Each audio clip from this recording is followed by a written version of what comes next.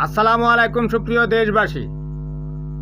ভারতের বিজেপি নেত্রী অগ্নিমিত্রা পাল বলেছে ২০ তারিখের পর বাংলাদেশের মিস্টার ইউনূস কোথায় যায় সেটা তারা দেখবে। বাংলাদেশে মিস্টার ইউনূসের কি হলো সেটা তোমরা দেখার কে? বাংলাদেশের মিস্টার ইউনূসকে বাংলাদেশের নাগরিকেরা দেখবে। তোমরা ভারতীয়রা তোমরা তোমাদের সরকারে তেল দাও। এছাড়া অগ্নিমিত্রা আরো বলেছে বাংলাদেশের মানুষ অর্ধশিক্ষিত দরিদ্র।